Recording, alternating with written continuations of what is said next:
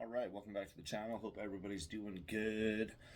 Give me a like, comment, and a subscription. Help a brother out. Alright, last night, or yesterday after the fight, after the Oleksandr Usyk and Tyson Fury fight, I was so excited when I did the video that I literally forgot to talk about the knockdown that happened in the 9th round.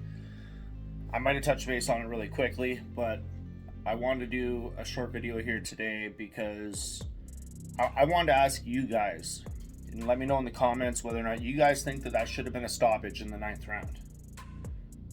Because I'm not an avid boxing fan, but when I was watching the fight, I thought that that should have been a stoppage. Like, Tyson Fury was fucking punch drunk out on his feet for, it felt like 20 seconds. I'm sure he touched every rope in the ring in that 20 seconds. He literally took turns stumbling into each set of the ropes.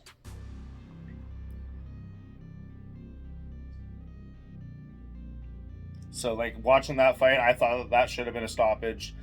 I don't know if I would have felt better if it was a stoppage or that it went to the end and the judges declared it officially Oleksandr Usyk's win. Even though one of those judges had to be smoking crack because there's no way Tyson Fury won that fight. So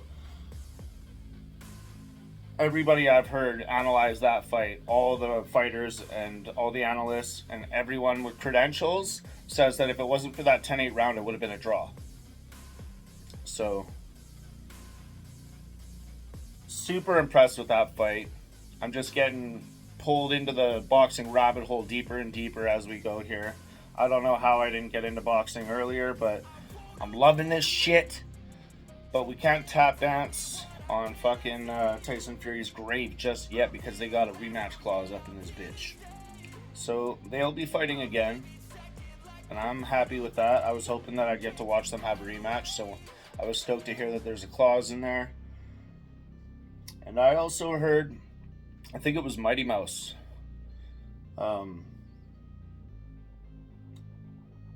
Demetrius Johnson's YouTube podcast.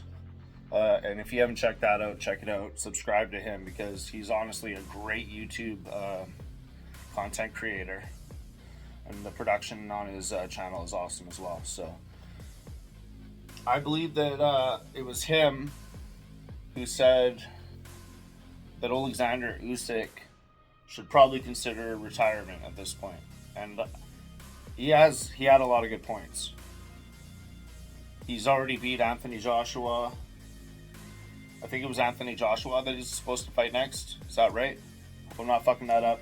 But he's already beat him twice, if that's the case. I'm horrible with names. I might be mixing that up. I might be dyslexic a little bit too, so give me a fucking break. But he's undisputed, unified, cruiserweight champion of the world. And then his skinny ass went up to heavyweight, and he is undisputed, unified, undefeated champion of the world. That's fucking insane. Like, what the fuck are we even doing here? So if he's able to put Tyson down on his ass again in the rematch, which I believe that he will, it's almost time for him to ride off into the sunset. As much as I'd like to see him smack guys around a few more fights, honestly, I have to say that I hope that I get a couple more fights out of Oleksandr Usyk. But we should be seeing him retire soon. Why sacrifice the legacy, right? So I did hear that Ariel Helwani said that one of those titles is going to be stripped from him in a couple weeks. So like I said, I'm not a complete boxing fan. I am a casual boxing fan, but I'm getting submerged in this shit and I'm loving it. But let me know in the comments if you guys know more about this. Why is one of those belts being stripped? Is that fake news? What's going on? What's going on with that? I also liked, I wanted to mention that I thought it was super stand-up how Tyson Fury offered Oleksandr Usyk and his family to come have a vacation on his property at his home with his family And if he was up for it, he would go and have vacation with his family where at his home. I thought that was really fucking stand up. Tyson Fury is, humble, respectful through this loss. And you have to give him props just the way he stood on his stayed vertical in that ninth round. As much as might sound like I was talking a bit of shit there earlier in the video, he fucking stayed up. He's a big boy. He's a big sausage. You know what I mean? So it was pretty impressive to see him keep himself up in that round as well.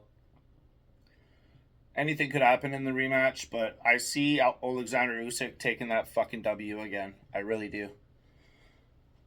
I believe Tyson Fury is, as much as he's coming around now mentally, and he seems to be in a really good headspace, boy's a fat sausage. So hopefully he'll continue to, like some people were saying, it looked like he was skinny and he was in the best shape of his life. Like maybe he lost some weight, but I was not impressed. He was still fucking wrapped up like a chubby sausage. So